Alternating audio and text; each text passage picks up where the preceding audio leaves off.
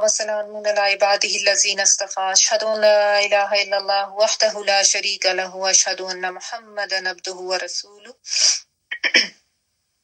اللهم صل على محمد وعلى آل محمد كما صليت على إبراهيم وعلى آل إبراهيم إنك حميد مجيد اللهم بارك على محمد وعلى آل محمد كما باركت على إبراهيم وعلى آل إبراهيم إنك حميد مجيد أما بعد أعوذ بالله من الشيطان الرجيم بسم الله الرحمن الرحيم رب اشرح لي صدري ويسر لي أمري واحلل عقدة من لساني يفقهوا قولي. جی آج ہمارا ٹاپک ہے واقعہ افک، جو ہم نے لاسٹ ٹائم ٹاپک کیا تھا غزوہ بنو المستلق یا غزوہ مریسی بھی اس کو کہتے ہیں. ہم نے دو چار جو کچھ غزوے و سریے نبی صلی اللہ علیہ وسلم نے بھیجے تھے غزوہ بنو قریظہ کے بعد، ان کے بارے میں ہم نے پڑھ لیا تھا لاسٹ ویک. بنو لخیان بھی، غزوہ بنو لخیان، سری عیس اور ابو العاص کا قبول اسلام، یہ بھی ٹاپک ہم نے پڑھ لیا تھا. پھر یہ غزوہ بنو المستلق جو ہے، اس کے بارے میں ہم نے پچھلی دفعہ یہ پڑھا تھا کہ اس کے بعد جو ہے نا دو اہم واقعات ہوئے تھے. ایک تو وہ جو رئیس المنافقین جو تھا عبداللہ بن ابی، اس نے یہ کہا تھا کہ مدینہ پلٹ کر عزت والا ذلت والے کو نکال باہر کرے گا. یہ واقعہ ہم نے پڑھ لیا تھا. اور دوسرا اس غزوہ المستلق بنو المستلق کے بعد جو واقعہ ہوا تھا وہ یہ واقعہ افک تھا. یہ آج ہم پڑھتے ہیں. افک جو ہے یہ جھوٹ کے لیے آتا ہے، یعنی لفظی مطلب اس کا ہوتا ہے ہر وہ چیز جو اپنی اصل سے پھری ہوئی ہو اس کو افک کہتے ہیں. ٹھیک ہے، تو جھوٹ بھی ایسے ہی ہوتا ہے. اور اس واقعے کے بارے میں بالعموم سب کو پتہ ہی ہے. حضرت عائشہ رضی اللہ تعالیٰ عنہ سے واقعہ ہے. آپ رضی اللہ تعالیٰ عنہ کے اوپر تہمت لگی تھی، اور یہ اسی غزوہ بنو المستلق جو ہے نا اس کے بعد یہ واقعہ ہوا تھا. ٹھیک ہے، تو میں پڑھی ہوں تجلیات نبوت بک، پیج نمبر میرے پاس 246 ہے، آپ کے پاس میں بھی ڈفرنٹ ہوں.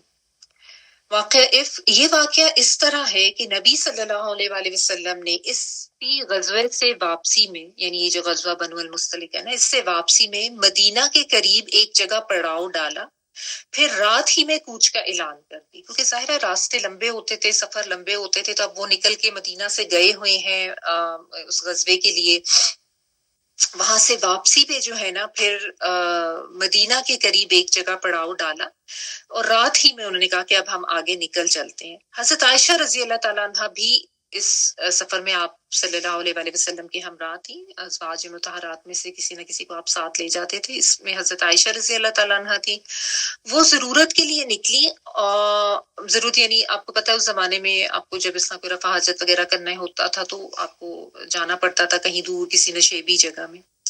وہ اس کے لیے گئی، اور واپس آ کر سینہ ٹولا تو ہار غائب تھا. یعنی جیسا ہوتا ہے نا آپ ایسے کر کے اپنے ہاتھ کو ایسے ٹچ کرتے ہیں تو شی فیلٹ کے کچھ مسنگ ہے، ان کا ہار جو تھا وہ گر گیا تھا.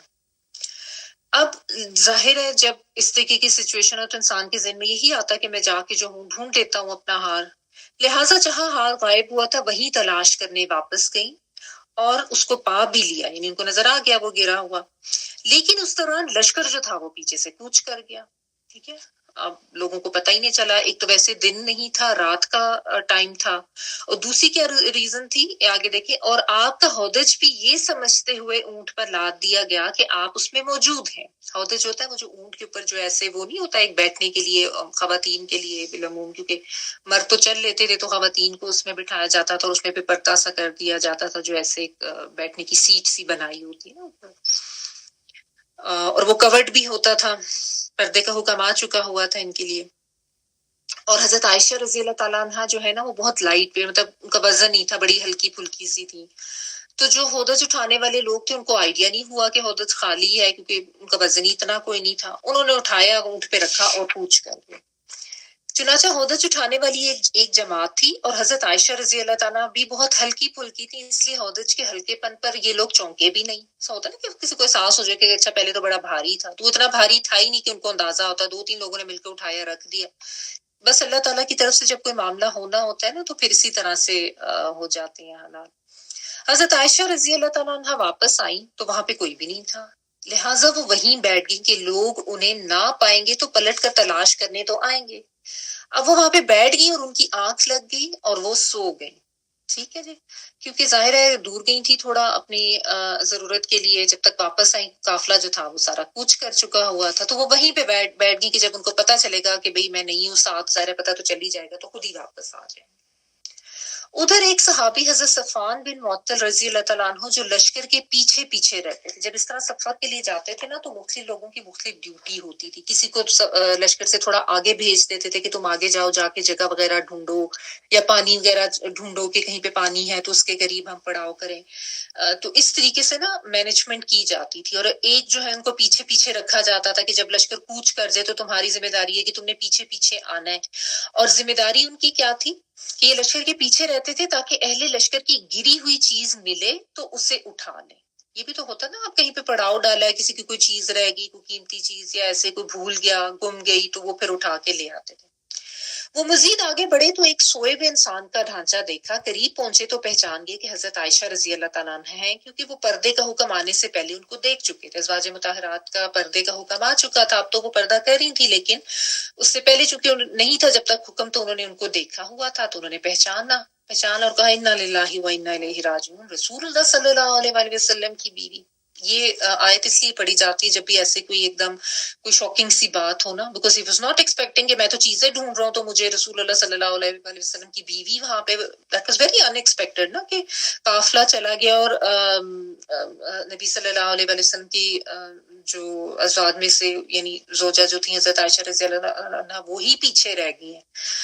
ایک تو ویسے ہی کسی بندے کا اس طرح پیچھے رہ جانا، اور وہ بھی ایسی خاص ہستی کا، تو وہ بڑے ان کے لیے شاکنگ تھا، تو اس لیے انہوں نے یہ پڑھا۔ اس کے سوا کچھ نہ کہا۔ حضرت عائشہ رضی اللہ تعالیٰ عنہا ان کی آواز سن کر بیدار ہو گئی اور دوپٹے سے چہرہ ڈھانک لیا، یعنی ان کو ظاہر جب نیند میں سے جاگی تو ان کو پتہ چل گیا، تو انہوں نے اپنا چہرہ ڈھانک لیا، کیونکہ اس سے یہ بھی پتہ چلتا ہے کہ جب آپ سوئے ہوئے ہوں تو آپ کے اوپر ظاہر ہے وہ احکامات اس طرح سے لاگو نہیں ہوتے اور ان میں چھوٹ ہے۔ حضرت صفوان رضی اللہ تعالیٰ عنہ نے سواری قریب کر کے بٹھائی، یعنی سواری ان کے قریب کی اور اس کو بٹھایا، کیونکہ اونٹ کے اوپر ظاہر ہے ایسے چڑھنا تو مشکل ہوتا ہے نا، تو سب اس کو بٹھایا جاتا ہے اور پھر اس کے اوپر سوار ہو جاتا ہے۔ سواری قریب کر کے بٹھائی اور عائشہ رضی اللہ تعالیٰ عنہ اس کے اوپر سوار ہو گئی۔ حضرت صفوان رضی اللہ تعالیٰ عنہ سواری کے نکیل تھامے آگے آگے پیدل چلتے ہوئے لشکر میں آگے، یعنی وہ بس انہوں نے ان کو بٹھایا ہے، صرف اتنی سی بات ہوئی ہے کہ انہوں نے بلکہ ان کو رسپیکٹ سے لیا، بٹھایا، خود چلتے رہے سواری کے ساتھ ساتھ، اور آ کے لشکر کے ساتھ مل گئے۔ اب یہ دوپہر کا وقت تھا اور لشکر پڑاؤ ڈال چکا ہوا تھا، ٹھیک ہے، یعنی اب صبح ہو بلکہ دوپہر کا وقت ہو گیا، روشنی ہوگی، لشکر پڑاؤ ڈال چکا تھا۔ یہ دیکھ کر اللہ کے دشمن عبداللہ بن ابی کو نفاق اور حسد کے کرب سے ٹھنڈی سانس لینے کا موقع ملا۔ اب ظاہر ہے جو منافقین تھے نا، آپ پڑھ ہی رہے ہیں نا سورۃ توبہ میں، کہ ان کو تو بس کوئی موقع چاہیے ہوتا تھا کہ کسی طرح سے کوئی ہمیں وقت مل جائے، کوئی ایسا موقع ہاتھ آ جائے کہ ہم نبی صلی اللہ علیہ وآلہ وسلم کا جو گھرانہ ہے نا اس کی عزت کو پامال کریں، معاذ اللہ آپ صلی اللہ علیہ وآلہ وسلم یا مومنین ان کو یا اسلام کو جس طریقے سے بھی کوئی نقصان دے سکتے تھے نا، وہ دے دیتے تھے۔ تو یہی اس نے کہا، اس نے جھوٹ اور بہتان کے طور پر ان دونوں کے خلاف بدکاری کی تہمت تراشی۔ معاذ اللہ، اللہ تعالیٰ معاف کرے کہ اس نے اللہ کے لیے کفر نہ باشد، اس نے کہا کہ یہ دونوں جو ہے نا، معاذ اللہ ثم معاذ اللہ، کہ ان یہ جو ہے ان کا مطلب کچھ اس طرح کا آپس میں تعلق تھا، اس لیے یہ پیچھے رہ گئے اور اب واپس آئے، معاذ اللہ۔ پھر اس میں رنگ بھرنا، پھیلانا، بڑھانا اور ادھیڑنا بننا شروع کر دیا، یعنی ایک جھوٹی بات اس نے کر لی، ٹھیک ہے، اور اس کے بعد جیسا ہوتا ہے نا ایک بات گھڑی، اب اس کے بیچ میں مزید اس میں مسالے لگا کے اور اس میں کچھ چیزیں ایڈ کی، کچھ کم کی، کچھ اور بتایا، اس کو بتایا اس کو بتایا، تو اس نے اس طرح کی نا پوری ایک مہم شروع کر دی۔ اس کے ساتھی بھی اس کو بنیاد بنا کر اس کا تقرب حاصل کرنے لگے۔ اب ساتھی جو تھے اس کو انہوں نے بھی کہا کہ اچھا ہم اس کی بات میں شامل ہو جائیں تو ہمیں اس کی طرف سے ذرا واہ مل جائے گی اور ہم اس کے اور قریب ہو جائیں گے، تو انہوں نے بھی وہی بات بنانی شروع کر دی اور دوسروں کو درمیان وہ بات پھیلانی شروع کر دی۔ اور جب مدینہ آئے تو اس کا خوب پروپیگنڈا کیا، یہاں تک کہ متعدد اہل ایمان بھی دھوکے میں آ گئے۔ دیکھیے یہ ہوتا ہے جب کوئی جھوٹ اور افواہ پھیلائی جائے اور سننے والے جو ہیں وہ بغیر تصدیق کے اس کے اوپر فوری اس بات کو مان لیں اور اس بات کو فوری آگے پھیلانا شروع کریں، تو آپ دیکھیں کس طریقے سے بات جو ہے تھوڑے ہی ٹائم میں ایسے لوگوں کے درمیان پھیلتی ہے اور لوگ جو ہے اس کے اوپر بلیو کرنا شروع کرتے تھے۔ تو ہمیشہ یہ یاد رکھیں، اس واقعے سے یہ پتہ چلتا ہے کہ یاد رکھیں کہ کبھی بھی کسی کے بارے میں ایسی بات، بالخصوص اول تو کوئی بھی کسی کے بارے میں کوئی ایسی غلط بات کر رہا ہو تو آپ اس کو چپ کرا دیں، لیکن اسپیشلی اتنی بڑی بات جس میں کسی کی پاکیزگی یا کسی کی جو عزت ہے وہ پامال کی جا رہی ہو اور اس کے اوپر ایسی تہمت لگائی جا رہی ہو، تو اس میں تو بالکل بھی شامل نہ ہو، کیونکہ نا یہ ایک بڑا کامن طریقہ ہے لوگوں کا کہ وہ بالخصوص ایسی بات جس میں کسی عورت کی کوئی عزت پامال کی جا رہی ہو یا اس کے اوپر کوئی الزام لگایا جا رہا نا، اس میں لوگ بڑے شوق سے شامل ہو جاتے ہیں۔ اس گوسپ مطلب یہ ہوتی ہے نا گوسپنگ، پھر اس کو سنتے بھی بڑے شوق سے ہیں، پھر اس میں شامل بھی بڑے شوق سے ہو جاتا ہے، پھر بعد سے اٹھیں گے تو خود آگے بتائیں گے۔ تو اس چیز کے بارے میں نا بہت کانشیس ہو جائیں۔ کبھی بھی آپ کو کوئی کسی کے بارے میں اس طرح کی بات کرے، اس میں شامل ہونا تو دور کی بات، اس کو بھی سنب کریں، اس کو روکیں کہ تمہارے پاس کوئی ثبوت نہیں ہے ایسی بات کرنے کا، اور ویسے بھی اللہ تعالیٰ کی طرف سے حکم یہ ہے کہ ایسی اگر کسی کی بات پتہ چلے تو اس پہ پردہ ڈالیں، ٹھیک ہے نا۔ تو یہ طریقہ ہونا چاہیے تھا، لیکن اس میں یہ تو ذرا منافقین، مطلب یہ تو ظاہر اندر سے کافر تھے نا، ان کو تو کوئی فرق ہی نہیں پڑتا تھا۔ وہ عبداللہ بن ابی نے کہا، اس کے ساتھی بھی اس میں شامل ہو گئے، ان کو تو چاہیے یہ تھا کہ کسی طریقے سے کوئی بات، کوئی موقع ہاتھ میں آئے جس سے ان کی عزت پامال کی جائے اور ان کے اوپر جو ہے وہ الزامات لگائے جائے، اور نبی صلی اللہ علیہ وآلہ وسلم کا جو گھرانہ ہے اس کے اوپر بھی کوئی لوگ جو ہیں وہ شک کریں یا الزامات لگائیں۔ اور اتنا بڑا انہوں نے پروپیگنڈا کیا، اتنی زیادہ باتیں کی کہ کچھ اہل ایمان جو تھے وہ بھی ان باتوں میں آ گئے، ٹھیک ہے۔ اتنا زیادہ جب جھوٹ کو بولا جائے، پھیلایا جائے، تو وہ بات سچی لگنے لگ جاتی ہے نا، تو بعض اہل ایمان بھی اس پروپیگنڈے کا شکار ہوگی۔ تو اس سے یہ بھی پتہ چلتا ہے کہ ایسی بات نہیں ہے کہ اگر کوئی ایمان والا ہے تو وہ پھسل نہیں سکتا یا بہک نہیں سکتا یا اس سے کوئی خطا یا غلطی کا صدور ممکن نہیں ہے۔ کسی سے کسی بھی وقت کوئی غلطی، کوئی گناہ ہو سکتا ہے، کوئی بھی بہک سکتا ہے۔ ادھر حضرت عائشہ رضی اللہ تعالیٰ عنہ مدینہ آ کر بیمار پڑ گئی، بیماری نے تقریباً 1 مہینہ طول پکڑا، وہ بیمار ہو گئی، آ کے لمبی ہو گئی بیماری۔ اب مدینہ تو تہمت تراشوں کے پروپیگنڈے سے معجبہ آ رہا تھا، یعنی مدینہ میں جو ہے اتنا زیادہ پھیل گیا تھا یہ پروپیگنڈا، ہر طرف ہر کوئی یہی بات کر رہا تھا، لیکن حضرت عائشہ رضی اللہ عنہ کو کوئی خبر ہی نہ تھی۔ انہیں صرف یہ بات کھٹکتی تھی کہ وہ اپنی بیماری کے دوران رسول اللہ صلی اللہ علیہ وآلہ وسلم کی جو خاص مہربانی پہلے دیکھا کرتی تھی وہ اب کی بار نہیں دیکھ رہی تھی۔ آپ صلی اللہ علیہ وآلہ وسلم آ کر بس سلام کرتے اور یہ پوچھ کر واپس ہو جاتے کہ یہ کیسی ہیں، بیٹھتے نہ تھے۔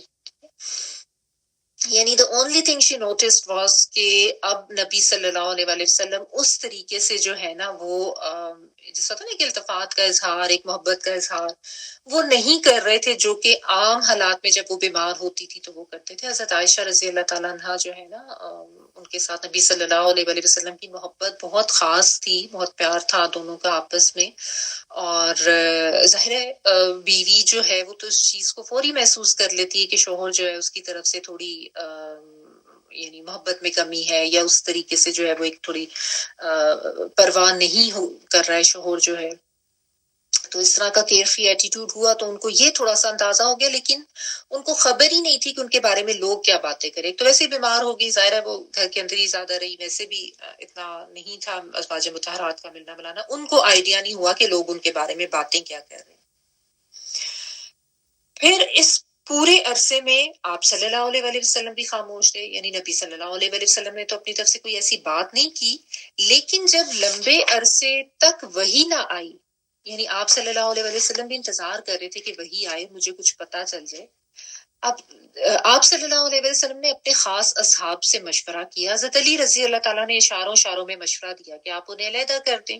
اب یہاں پہ بھی غلط پروپیگنڈا کرنے کی ضرورت نہیں ہے، اس کا مقصد یہ نہیں تھا کہ کوئی حضرت علی رضی اللہ تعالیٰ عنہ حضرت عائشہ کے خلاف تھی، ایسی بات نہیں ہے، صرف نبی صلی اللہ علیہ وآلہ وسلم کے سکون کے لیے یا ان کو ایک مشورہ دینے کے لیے انہوں نے کہا کہ اگر آپ کو ایسا لگ رہا ہے تو آپ ان کو علیحدہ کر دیں۔ لیکن حضرت اسامہ رضی اللہ تعالیٰ عنہ وغیرہ نے مشورہ دیا کہ برقرار رکھیں، کیونکہ وہ کھرا سونا ہے، یعنی جو صحیح ایمان والے تھے ان کو پتا تھا کہ حضرت عائشہ رضی اللہ تعالیٰ عنہ کس طرح کی خاتون ہے، اس کے بعد آپ نے ممبر پر کھڑے ہو کر اس شخص سے نجات دلانے کی توجہ دلائی جس کی ایذا رسانیاں آپ کے اہل خانہ کے بارے میں اہل خانہ تک کے بارے میں پہنچ چکی تھی. یعنی عبداللہ بن ابی جو وہ اتنا زیادہ اذیت دینے لگ گیا تھا کہ نبی صلی اللہ علیہ وسلم کے گھرانے پر اس طرح کی تہمت لگانے پر بھی وہ جو ہے وہ اس نے کوئی سوچا نہیں اور پیچھے نہیں رہا ہو.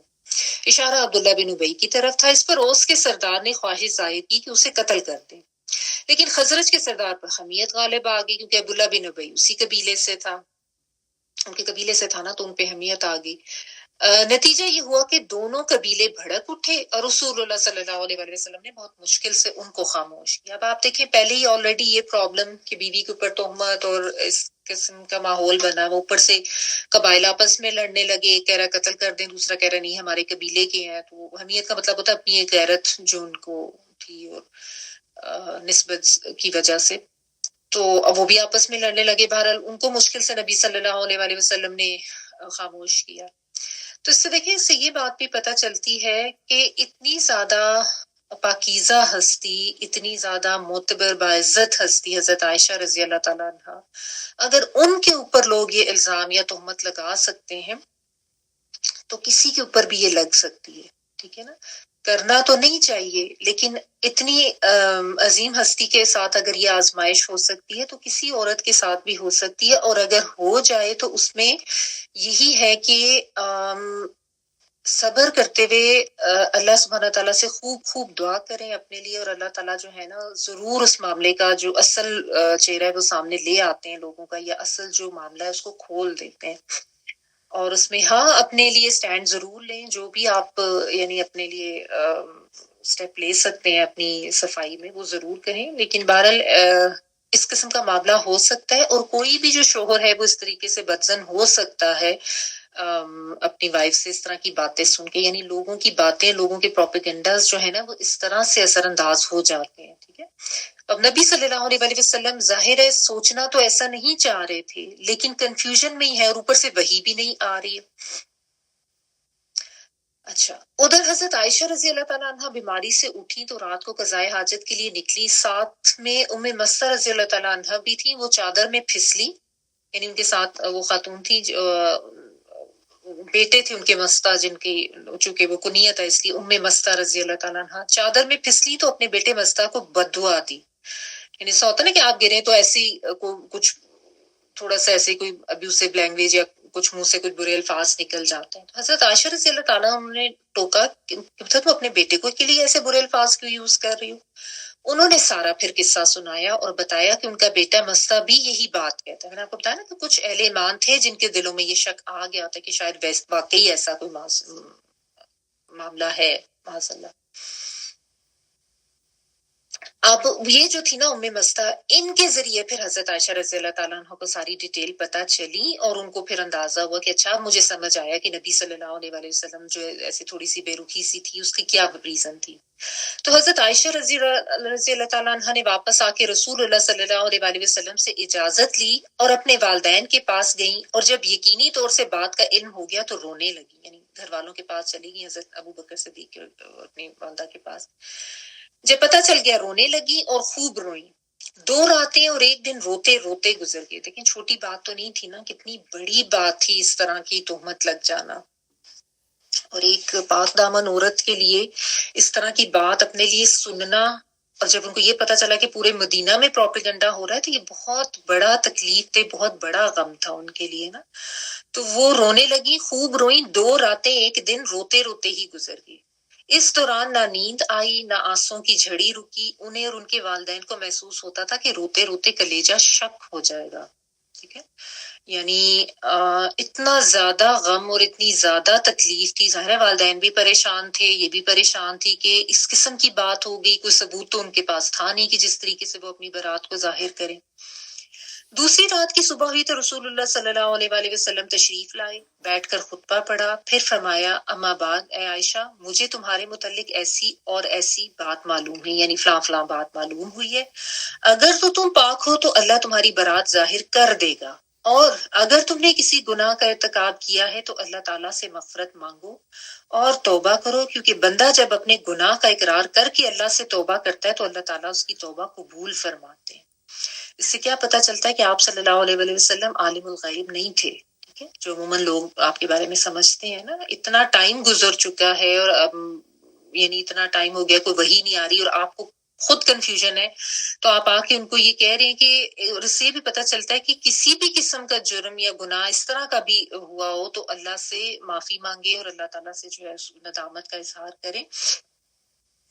اور ایک چیز یہ بھی سامنے آتی ہے کہ کبھی بھی لوگوں کی باتوں پر یقین کر کے جو ہے نا شوہر جو ہے وہ فوری فیصلہ نہ کریں اور اللہ سے دعا کریں. اللہ تعالیٰ ضرور سچ کو سامنے لے کر آتے ہیں، کیونکہ بالعموم یہ ہوتا ہے نا، اس نے یہ کہہ دیا، اس نے وہ کہہ دیا، گھر میں ماں نے بھڑکا دیا یا بہن نے یا باپ نے یا کسی نے ارد گرد سے لوگوں نے، دوست احباب رشتے داروں نے باتیں کی، اور وہ جو بندہ جو شوہر ہے وہ اس طرح فوراً، پھر ذرا شیطان بھی ساتھ ہوتا ہے، وہ اس طرح ایک دم غلط فہمی کا شکار ہوتا ہے اور فوراً فیصلہ کر لیا، جی میں تو اس کو طلاق دیتا ہوں، یہ تو بدکار ہے یا پاک نہیں ہے، اس طرح کی باتیں کر کے فوراً جو ہے وہ عورت کے اوپر الزام لگا دیا جاتا ہے.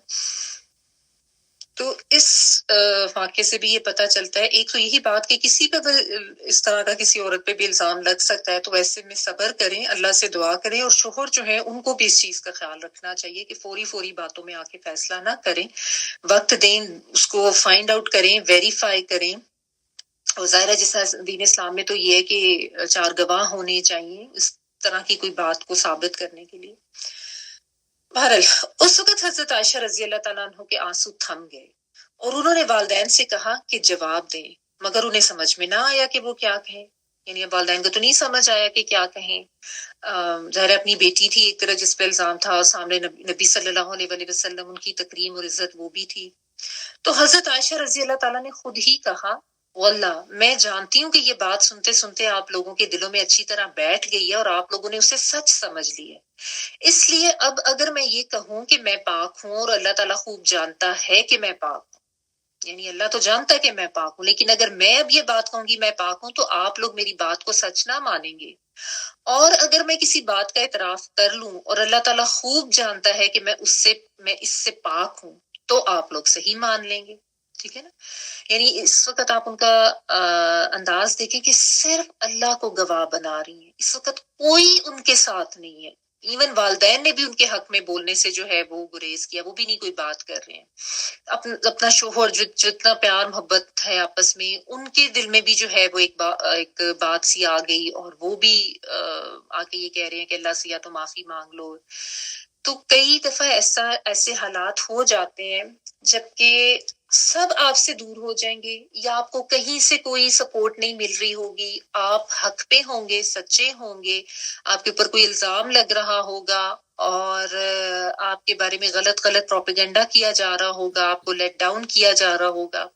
ایسے میں صرف اللہ سبحانہ تعالیٰ کی ذات کو پتہ ہے کہ آپ سچے ہیں اور آپ کی نیت جو ہے وہ ٹھیک ہے اور آپ نے کوئی ایسا غلط کام نہیں کیا. تو ایسے میں کیا کرنا ہے، سب کو چھوڑ دیں. جو بھی آپ کے اگینسٹ ہے، کوئی پروپیگنڈا کر رہا ہے، کوئی باتیں کر رہا ہے، کوئی الزام لگا رہا ہے، بس صرف اللہ تعالیٰ کے ساتھ جو ہے نا اپنا تعلق جو بھی ہے اس کے تحت اللہ تعالیٰ کے سامنے جائیں، وہاں پہ گڑ گڑائیں، وہاں پہ روئیں، اللہ کے آگے سجدہ ریز ہوں، نوافل پڑھیں، استغفار ضرور کر لیں کہ استغفار سے مصائب و مصیبتیں آسان ہو جاتی ہیں.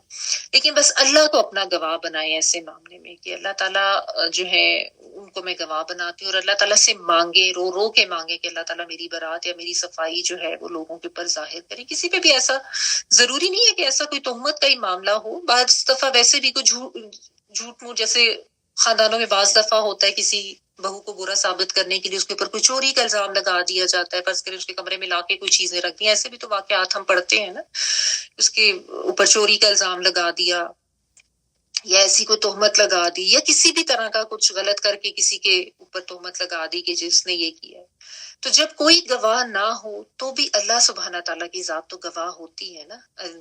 علیم الخبیر تو وہی ذات ہے جو اسی سے مانگیں، اسی کے سامنے روئیں، اسی سے گڑگڑائیں. لوگوں کے پاس آپ جائیں گے کچھ نہیں ملے گا. یہی بات انہوں نے یہاں پہ سمجھ لی. انہوں نے کہا کہ اگر میں اپنی صفائی میں اب کچھ کہوں گی بھی تو آپ لوگ نہیں مانیں گے، اور اگر میں کہہ دوں گی کہ ہاں میں نے ایسے کیا تو آپ فوراً مان لیں. یعنی اتنا زیادہ آپ لوگ لوگوں کے پروپیگنڈا میں آ چکے ہیں اور میرے اتنے خلاف ہو چکے ہیں. تو اللہ تعالیٰ تو خوب جانتا ہے کہ میں اس سے پاک ہوں، اس لیے میں اپنے اور آپ لوگوں کے لیے وہی مثال پاتی ہوں جیسے حضرت یوسف علیہ السلام کے والد نے کہا تھا. یہاں پہ ان کو نا حضرت یوسف علیہ السلام کے والد کا نام بھول گیا تھا. انہوں نے کیا کہا تھا؟ سورۃ یوسف میں آتا ہے فصبر جمیل واللہ المستعان علی ما تصفون، کہ بس صبر ہی بہتر ہے اور تم لوگ جو کچھ بھی کہتے ہو اس پر اللہ ہی کی مدد مطلوب ہے. بڑی خوبصورت آیت ہے کہ لوگ جب باتیں کرنے لگ جائیں، الزام دینے لگ جائیں، آپ کی امیج کو خراب کرنے لگ جائیں، جھوٹ موٹ، تو یہ آیت پڑھ لیا کریں، اپنے لیے دعا کیا کریں، صبر کیا کریں کہ بس جو بھی لوگ کہہ رہے ہیں نا اس کے اوپر میں اللہ سے مدد مانگ رہی ہوں. تو یہ ہو نہیں سکتا کہ آپ صدقے دل سے اللہ کے سامنے رو کے گڑ گڑا کے جبکہ آپ واقعی سچے ہوں دعا مانگے تو اللہ تعالیٰ آپ کی برات ظاہر نہ کرے یا آپ کی مدد نہ کرے. ضرور اللہ کی طرف سے مدد آتی ہے. یہ نہیں سوچ لینا چاہیے کہ یہ تو بہت مقرب اور بڑی ہستیاں تھیں تو صرف اللہ تعالیٰ نے ان کی ہی برات ظاہر کرنی تھی. نہیں، اللہ سبحانہ تعالیٰ نے تو سب کے لیے یہ کہا ہے نا، وَإِذَا سَأَلَكَ عِبَادِي عَنِّي فَإِنِّي قَرِيبٌ، کہ جب میرا بندہ مجھے پکارے تو میں تو قریب ہوں. اب پکارے اس طرح سے بہت عاجزی سے، بہت گڑ گڑا کے، بہت استغفار کر کے اور سجدے میں جا کے، تو اللہ تعالیٰ کی طرف سے مدد ضرور ہوتی. اس کے بعد حضرت عائشہ رضی اللہ تعالیٰ عنہ پلٹ کر لیٹ گئی. یعنی جس طرح ہوتا ہے نا کہ اپنا معاملہ اللہ پہ چھوڑا، اللہ کو گواہ بنایا، اور اب جس طرح ایک طرح سے وہ مطمئن ہو گئی ہیں. وہ جو رونا دھونا اور بے چینی اور پریشانی تھی نا، خیر انسان پریشان تو ہوتا ہے نا، یہ تو ایک بشری تقاضا ہے اتنی بڑی بات اپنے بارے میں سن کے، اور پھر یہ بھی دیکھ رہے ہیں کہ کوئی بھی ساتھ نہیں دے رہا، اور ایون شوہر جو ہے اس کے دل میں بھی یہ بات آ گئی. انہوں نے اللہ کو گواہ بنایا ہے، اللہ کے اوپر معاملہ چھوڑا ہے، اور اب مطمئن ہو کے لیٹ گئی ہیں کہ بس اب اللہ ہی اس کے بارے میں فیصلہ کرے. اسی وقت وحی نازل ہوئی. جب نزول وحی کی کیفیت ختم ہوئی تو رسول اللہ صلی اللہ علیہ وآلہ وسلم مسکرا رہے تھے. سبحان اللہ. آپ صلی اللہ علیہ وآلہ وسلم نے پہلی بات جو فرمائی وہ یہ تھی کہ اے عائشہ، اللہ نے تمہیں پاک قرار دے دیا ہے. یعنی یہ جو ظاہر ہے نبی صلی اللہ علیہ وآلہ وسلم خود بھی یہی چاہ رہے تھے، اور ان کو بھی یقین تو نہیں آ رہا تھا، وہ یہی چاہ رہے تھے کہ آپ کی جو ہے وہ برات اللہ تعالیٰ نازل فرمائے، اور اس چیز کی جو اصلیت ہے وہ سب کے سامنے آ جائے. تو اب وہ وحی نازل ہوگی، اور نبی صلی اللہ علیہ وآلہ وسلم نے جو ہے خوشی کا اظہار کیا، اور حضرت عائشہ رضی اللہ تعالیٰ عنہ جو ان کو بتایا کہ اللہ نے تمہاری برات نازل کی ہے. اس پر ان کی ماں نے کہا حضور صلی اللہ علیہ وآلہ وسلم کی طرف اٹھو، یعنی ان کا شکریہ ادا کرو. کہنے کا مطلب یہ. حضرت عائشہ رضی اللہ تعالیٰ عنہ نے کہا واللہ میں ان کی طرف نہیں اٹھتی، میں تو صرف اللہ کی تعریف کروں گی. ٹھیک ہے، یعنی اب ظاہر ہے بیوی تھی، ایک گلہ بھی ہوگا ان کو، اور دوسرا اللہ تعالیٰ نے اتنا ساتھ دیا، اتنی مدد کی، ان کی برات نازل کی. تو انہوں نے کہا کہ انسانوں کی طرف نہیں، پہلے تو میں جا کے اللہ کے آگے سجدہ ریز ہوں نا. سب سے پہلے یہ یاد رکھے جب بھی اس طریقے سے اللہ کا کوئی انعام و اکرام، فضل، مدد، کامیابی ملے، فوراً جا کے اللہ کے سامنے سجدہ شکر ادا کریں اور اس کا شکر ادا کریں. ٹھیک ہے. تو انہوں نے کہا کہ میں ان کی طرف نہیں اٹھتی، کیونکہ برات تو میری اللہ نے ظاہر کیا، پہلے میں اللہ کا کیوں نہ شکر ادا کروں، بعد میں ان کی طرف جاؤں گی. اس موقع پر ان کی برات کے سلسلے میں اللہ تعالیٰ نے جو آیات نازل کی وہ سورۃ نور کی 10 آیات ہیں. یہ جو ان الذین جاؤوا بالافک عصبۃ منکم لا تحسبوه شرا لکم بل هو خیر لکم لکل امرئ منهم ما اکتسب من الاثم والذی تولى کبرہ منهم له عذاب عظیم. یہاں پہ نہیں رکھی ہوئی لیکن یہ پھر پوری 10 آیات ہیں جو آگے چلتی ہیں، آپ لوگ پہلے پڑھ تو چکے ہیں. اس آیت کا ترجمہ صرف بتا دیتی ہوں. یقین جانو کہ جو لوگ یہ جھوٹی تہمت گھڑ کر لائے ہیں وہ تمہارے اندر ہی کا ایک ٹولہ ہے. تم اس بات کو اپنے لیے برا نہ سمجھو بلکہ یہ تمہارے لیے بہتر ہی ہے. ان لوگوں میں سے ہر ایک کے حصے میں اپنے کیے کا گناہ آیا ہے، اور ان میں سے جس شخص نے اس بہتان کا بڑا حصہ اپنے ساتھ لیا ہے اس کے لیے تو زبردست عذاب ہے. یعنی عبداللہ بن ابی کی بات ہو رہی ہے. پھر آگے اور بھی مختلف آیات ہیں. تو یہ 10 آیات اس وقت فوری وہی نازل ہوئی. اس کے بعد رسول اللہ صلی اللہ علیہ وآلہ وسلم صحابہ کرام کے پاس تشریف لائے، انہیں خطبہ دیا، برات کے سلسلے میں اللہ تعالیٰ نے جو آیات نازل فرمائی تھی ان کی تلاوت کی. اس کے بعد ممبر سے اتر کر خالص مومنین میں سے 2 مردوں اور 1 عورت کے متعلق حکم دیا، اور انہیں 80 کوڑے مارے گئے. سوری، یہ جو یعنی جنہوں نے یہ بات مان لی تھی اور اس میں شامل ہو گئے تھے. ایک تو یہی تھا مستہ بن اساسہ جن کی جو والدہ تھی انہوں نے حضرت عائشہ رضی اللہ تعالیٰ عنہ کو بتایا تھا. دوسرے حضرت حسان بن ثابت، نام آپ نے سنا ہوگا، جو بہت بڑے زبردست شاعر تھے، وہ بھی اس پروپیگنڈا کا شکار ہو کے اس میں شامل ہو گئے تھے. اور ایک حضرت حمنہ بنت جخش، یہ جو نبی صلی اللہ علیہ وآلہ وسلم کی کزن ہی تھی، اور ان کی جو بہن تھی وہ آپ صلی اللہ علیہ وآلہ وسلم کی زوجہ تھی نا، حضرت زینب بنت جہش کی بھی بہن ہے یہ. وہ بس بہن کی محبت میں آ کے انہوں نے بھی اس طرح کی بات کرنی شروع کر دی، اور ان کے بھی قدم پھسل گئے، انہوں نے بھی تہمت تراشی میں حصہ لیا. یعنی یہ جو 3 لوگ تھے. حالانکہ اس میں یہ آتا ہے کہ جو تھی نا حضرت زینب خود، ان سے جب نبی صلی اللہ علیہ وآلہ وسلم نے پوچھا تو انہوں نے کہا تھا کہ میں تو اس کے اندر، عائشہ کے اندر خیر کے علاوہ کچھ بھی نہیں پاتی. یعنی وہ بہت نیک پاک اور خیر والی خاتون ہے. حالانکہ جس ہوتا ہے نا سوتن کا آپس میں ایک تھوڑا سا مقابلہ بھی ہوتا ہے. حضرت عائشہ رضی اللہ تعالیٰ عنہا خود بھی کہتی ہیں کہ میرا ان سے تھا ایک طرح کا مقابلہ، لیکن انہوں نے بھی میرے بارے میں جو ہے وہ اچھی بات ہی کی تھی. تو کبھی بے شک کوئی ایسے دل میں جذبات ہوں بھی، لیکن ہمیشہ سچ کا ساتھ دیں، ہمیشہ سچ بولیں. ٹھیک ہے نا. باقی رہا اس جھوٹ کا پیشوا عبداللہ بن ابی اور اس کے رفقا، تو انہیں اس دنیا میں سزا نہ دی گئی، لیکن قیامت کے روز اللہ کے حضور کھڑے ہوں گے، جہاں نہ مال کام آئے گا نہ اولاد. صرف وہ کامیاب ہوں گے جو اللہ کے پاس قلب سلیم لے کر جائیں گے. قلب سلیم کیا ہوتا ہے؟ یعنی ایسا دل جو صحیح سلامت ہو. یعنی اللہ سبحانہ تعالیٰ نے اپنی پہچان تو ہر دل کے اندر رکھی ہے نا، ٹھیک ہے نا. تو فطرت میں پہچان رکھی ہے، اور دل میں اس کا اقرار بھی موجود ہے. دل پھر اللہ تعالیٰ نے انسان کے نفس کے اندر اچھائی برائی کی پہچان بھی رکھی ہے. اسی کو قلب سلیم کہتے ہیں. یعنی جیسا سالم، صحیح سالم دل اللہ تعالیٰ نے بنایا، ویسا ہی رہے تو قلب سلیم ہے. اب اس دنیا میں رہتے ہوئے ظاہر ہے اس کے اوپر علائشیں بھی آ سکتی ہیں، اور اس کے اوپر انسان پھسل بھی سکتا ہے، گناہوں کا بوجھ بھی آ سکتا ہے. لیکن ایسے میں یہی ہے کہ انسان ظاہر ساتھ ساتھ استغفار کرتا رہے، توبہ کرتا رہے، اپنے گناہوں کو دھوتا رہے، تو اللہ سبحانہ تعالیٰ کی طرف سے جو ہے وہ دل دوبارہ سے صحیح سالم ہو جاتا ہے. اور اگر انسان نہیں کرتا، گناہ کرتا رہتا ہے، نہ ندامت کرتا ہے نہ استغفار کرتا ہے، تو جو حدیث ہے نا کہ ایک نقطہ لگتا ہے دل پہ ایک برائی سے، اگر استغفار کرے تو وہ نقطہ مٹ جاتا ہے، نہیں کرے مزید گناہ کرے گا تو وہ نقطہ اور بڑا ہوگا، پھر اور بڑا ہوتا ہوتا ہوتا حتیٰ کہ سارا دل ہی کالا ہو جاتا ہے. تو یہ ہے قلب سلیم کے صحیح سلامت دل لے کے جو اللہ کے پاس جائے گا نا، وہی کامیاب ہے. اب اس میں جو آیت میں نے آپ کو پڑھ کے سنائی ابھی 11ویں آیت سورۃ النور کی، اس میں جو اللہ سبحانہ تعالیٰ نے کہا نا کہ اس کو تم اپنے لیے برا نہ سمجھو، اس میں تمہارے لیے خیر ہے. مومنین کو یہ کہا جا رہا ہے. اب خیر اس میں کس طریقے سے آ سکتی ہے؟ یعنی یہ تو بہت بڑی بات تھی، اتنی بڑی تہمت لگائی گئی تھی. تو اس میں خیر کا کیا پہلو تھا کہ ایک تو یہ کہ حضرت عائشہ رضی اللہ تعالیٰ عنہا کا جو ایک مقام اور مرتبہ تھا وہ سب کے اوپر ظاہر ہوا کہ کتنی وہ نیک ہیں، کتنی وہ پاک ہیں، اور کتنی معتبر ہستی ہیں کہ اللہ سبحانہ تعالیٰ نے ان کی برات کے لیے آیات جو ہیں وہ نازل کی، اور پھر سب کو بتایا. یہ بھی بتایا کہ پھر اس میں اور بھی آیات آتی ہیں کہ نبی صلی اللہ علیہ وآلہ وسلم خود اتنے نیک پاک باز ہیں، تو تم نے کیسے یہ سمجھ لیا کہ اللہ تعالیٰ نے جو ہے ان کی جو زوجیت میں جن کو دیا ہے وہ اس قسم کی کوئی خاتون ہوگی.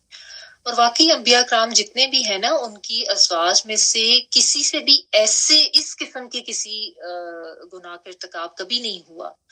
جیسا حضرت لوط علیہ السلام یا حضرت نوح علیہ السلام کی جو بیویاں جو جن کے بارے میں آتا ہے کہ وہ اللہ کے غضب کا شکار ہوئی تھی، ان میں بھی بس وہ ان کا نبی، اپنے نبی کا ساتھ نہ دینا یا ایمان میں اس طرح ایمان نہ لانا، وہ گناہ تھے. ایسا گناہ نہیں تھا. ٹھیک ہے، کیونکہ انبیاء معصوم ہوتے ہیں، تو اللہ سبحانہ تعالیٰ کی طرف سے ان کی زوجیت میں نیک شریف خواتین کو ہی دیا جاتا. تو یہ بھی اللہ تعالیٰ نے بتایا. ٹھیک ہے. پھر اس میں ایک خیر کا پہلو یہ بھی تھا کہ جب یہ واقعہ ہوا نا، تو اس کے بعد پھر ایسے معاملات میں اسلام کے جو قوانین اور احکامات اور جو معاشرتی تمدنی ضوابط ہونے چاہیے نا، ان کا بڑا بیان ہوا. سورۃ النور جب ہم پڑھتے ہیں نا تو اس میں بہت زیادہ پتہ چلتا ہے کہ گھروں میں آنے جانے کے آداب کیا ہونے چاہیے، اور ایک دوسرے کے ساتھ معاملات اور ایک دوسرے کی عزت کا خیال، کسی کے گھر میں تاک جھانک نہیں کرنی، کسی کے اوپر ایسے بات نہیں کرنی. پھر بہت سے اس طرح کے احکامات نازل ہوئے، اور اس سے پھر مسلمانوں کو اللہ تعالیٰ کی طرف سے اتنی زبردست ہدایات ملی کہ جس سے پھر آپ کہہ لیں کہ پورا معاشرہ جو تھا اس کو برائیوں سے محفوظ رکھا جا سکتا ہے. ہے نا. اور اگر کوئی ایسی برائی ہو بھی جائے تو اس کا بر وقت تدارک بھی کیا جا سکتا ہے. یہ اتنا بڑا فائدہ ہوا تھا کہ بہت سے اس طرح کے احکامات جو ہیں وہ نازل ہو گئے کہ اگر آئندہ سے ایسے ہو تو 4 گواہ لاؤ. وہ بڑی اللہ تعالیٰ نے کڑی شرائط لگائی. اور اول تو یہ کہ ایسا کسی نے دیکھا ہے تو منہ بند ہی رکھتے اپنا, ٹھیک ہے نا. ورنہ 4 گواہ اگر قاضی تک بات پہنچانی ہے تو پھر 4 گواہ, وہ گواہ بھی کوئی ایسے عام شام لوگ نہیں ہونے چاہیے, پکے خالص باعمل مسلمان ہونے چاہیے جن کی بات کا اعتبار کیا جاتا ہو.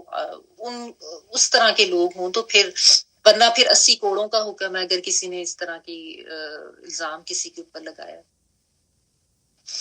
پھر ایک سب سے بڑا خیر کا پہلو یہ بھی تھا کہ مسلمانوں کو یہ بات اچھی طرح سے باور کرا دی جائے کہ نبی صلی اللہ علیہ وسلم جو ہے وہ غیب کا علم نہیں رکھتے. جو کچھ اللہ تعالیٰ ان کو جتنا بتاتے ہیں نا غیب کے بارے میں, بس اتنا آپ صلی اللہ علیہ وسلم کو علم ہوتا ہے. اس کے علاوہ آپ کے پاس خود سے غیب کا علم خود سے ہوتا تو آپ اس طرح 1 مہینے تک پریشان تو نہ رہتے نا شاید. بلکہ یہ علماء اس کے بارے میں کہتے ہیں کہ اسی وجہ سے اللہ سبحانہ تعالیٰ نے جو وحی تھی اس کو ڈیلے کیا تاکہ یہ بات بھی اچھی طرح سے لوگوں کو پتہ چل جائے, کیونکہ اس طریقے سے لوگ غلف کا شکار ہو جاتے ہیں نا.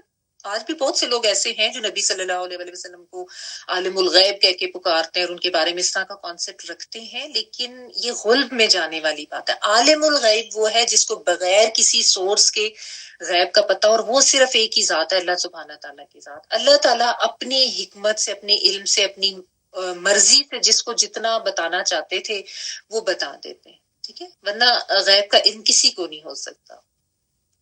تو یہ اللہ سبحانہ تعالیٰ نے نا ایک طرح سے مسلمانوں کو اس غلب میں اور اس مبالغے میں پڑھنے سے بچانے کا انتظام بھی کیا اللہ سبحانہ تعالیٰ نے, ٹھیک ہے. کیونکہ وہ لوگ محبت اور عقیدت میں آ کے نا اس غلب میں جو پڑ جاتے ہیں نا, یہ بھی پھر غلط ہو جاتا ہے, شرک کی ایک قسم ہو جاتی ہے, ٹھیک ہے. ورنہ اللہ سبحانہ تعالیٰ چاہتے تو اتنا لمبا ویٹ ہی نہ کرتے, 1-2 دن میں ہی وہی نازل ہو جاتی ہے. جس کا نبی صلی اللہ علیہ وسلم کو پتہ چلا تھا اسی وقت وہی نازل ہو جاتی, ٹھیک ہے نا. تو یہ کچھ ایسی چیزیں تھیں جن کو اللہ تعالیٰ نے کہا کہ یہ تمہارے لیے خیر کا ہی معاملہ ہوا, اور آئندہ کے لیے ان کو وارن بھی کر دیا گیا کہ اس طرح کی بات تم نے نہیں کرنی. اور ایک پھر ظاہر ہے سب کے لیے کہ یہ مثال بھی ہوگی کہ ایسا معاملہ کسی کے ساتھ ہو سکتا ہے, تو اس معاملے میں پھر کس طرح سے کسی کا رویہ ہونا چاہیے. اب ظاہر ہے دیکھیں, اب وحی کا سلسلہ تو نہیں ہے نا, ایسا تو کچھ نہیں ہے, لیکن بات وہ یہ کہ یہ نہیں کرنا کہ فوری لوگوں کی باتوں میں آ کے ان کے پروپیگنڈے کا شکار ہو جائیں اور فوری جو ہے وہ فیصلہ کر دیں. یہی ہوتا ہے کہ گھر والے بھی, وہ انسان بھی جو شوہر ہوتا ہے وہ فوری اس کے خلاف ہو جاتا ہے. تو اس قسم کی کوئی بھی بات, چاہے خود سے شک پڑ جائے یا کوئی آپ میں شک ڈالنے کی کوشش کرے, کیونکہ جو شر پسند لوگ ہوتے ہیں وہ تو میاں بیوی کے درمیان پھوٹ ڈلوانے کی کوشش کرتے ہی ہیں نا. تو ایسے میں شوہر جو ہے اس کو اتنا سینسیبل ہونا چاہیے اور اس طریقے سے بہیو کرنا چاہیے کہ فوری لوگوں کی باتوں میں آ کے, یا اپنے ہی دل میں اگر شیطان نے بھی کوئی وسوسہ ڈالا ہے تو اس قسم کی بات پہ فوری یقین نہ کرے. ابھی اس دن میں ایک ویڈیو دیکھ رہی تھی, ایک گائنیکالوجسٹ ہے, اس کی ویڈیو اچھی انفارمیٹیو ویڈیو تھی. شی واز سیئنگ کہ کوئی کپل ان کے پاس آیا, ابھی شادی کو 1 مہینہ ہوا تھا, اور وہ جو بندی تھی اس نے کنسیو کر لیا ہوا تھا. تو جب رپورٹ آتی ہے, میڈیکل رپورٹ جب آئی الٹرا ساؤنڈ کی بھی اور ویسے بھی, تو رپورٹ کے اوپر لکھا تھا دیٹ وہ جو عورت جو ہے شی 6 weeks پریگننٹ. اب وہ ہوا کہ شادی کو تو صرف 1 week ہوا تھا, 1 month ہوا تھا, یعنی 4 weeks ہوئے تھے. جو رپورٹ تھی اس کے اوپر 6 weeks لکھا ہوا تھا. اب وہ جو شوہر تھا اس کے دل میں ایک بال آ گیا کہ یہ کیسے ہو سکتا ہے, اور اس نے جو ہے اس کو گھر بھیج دیا کہ یہ تو مطلب وہی شک کر کے کہ پتہ نہیں کیا بات ہے. وہ بیچاری روتی پیٹتی رہی, اس نے فون کر کے اپنی گائنیکالوجسٹ تھی اس سے بات بھی کی, اور وہ گائنیکالوجسٹ کہتی کہ میں تو سر پکڑ کے بیٹھ گئی. پھر خیر اس نے اس کے ہسبینڈ سے بات کی, اور اس میں کہتی ہے میں نے اس کو سمجھایا کہ ہمارے مطلب جو کاؤنٹ کیا جاتا ہے, بعض دفعہ ایسا ہوتا ہے کہ ویڈنگ نائٹ پہ ہی کنسیپشن ہو سکتی ہے, اس طریقے سے کنسیو کیا جا سکتا ہے. اور اس میں یہ ہوتا ہے کہ اوولوشن کا جو پیریڈ ہوتا ہے وہ اگر 2 weeks پہلے سے بیفور میرج شروع ہو گیا ہوا ہے تو وہ کاؤنٹ وہاں سے ہوتا ہے, کیونکہ وہ مطلب ایگز جو ہے اس کی جو ایج ہے وہ اس دن سے کاؤنٹ ہو رہی ہوتی ہے، پھر اس طرح سے تو وہ کر کے ہماری جو کیلکولیشن ہے وہ 6 ویک کی ہوتی ہے. لیکن ایسی کوئی بات نہیں ہے کہ آپ اس طرح سے شک کرنے شروع ہو جائیں. تو پھر وہ کہتی ہے وہ لڑکا پڑھا لکھا تھا، سمجھدار تھا، اس نے خیر اس کو احساس بھی ہو گیا، شرمندہ بھی بہت ہوا، اس نے جا کے پھر بیوی سے سوری بھی کیا، اور اب کہتی ہے وہ ٹھیک ٹھاک ہے آپس میں. تو یہ بات ہے کہ اس طرح کا معاملہ شیطان کسی کے ساتھ بھی کرا سکتا ہے، دوسرے لوگ بھی دلوں میں ایسی بات ڈال سکتے ہیں. اس میں فوری کو اتنا انتہائی قدم اٹھانے کی بجائے نا ویٹ کرنا چاہیے.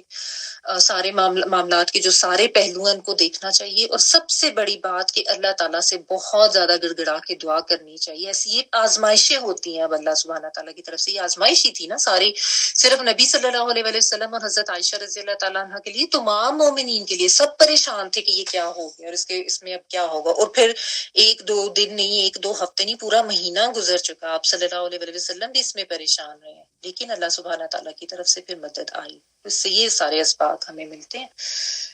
اللہ سبحانہ تعالیٰ ہم سب کو یہ باتیں سمجھ کے پڑھنے اور اس پر عمل کرنے کی توفیق عطا فرمائے. وآخر دعوانا الحمد للہ رب العالمین. سبحانک اللہم وبحمدک نشہد سبحانك اللهم وبحمدك نشهد أن لا إله إلا أنت نستغفرك ونتوب إليك. سبحان ربك رب العزة عما يصفون وسلام على المرسلين والحمد لله رب العالمين. بارك الله لي ولكم في القرآن العظيم ونفعني وإياكم بالآيات والذكر الحكيم. دعا کر لیجیے.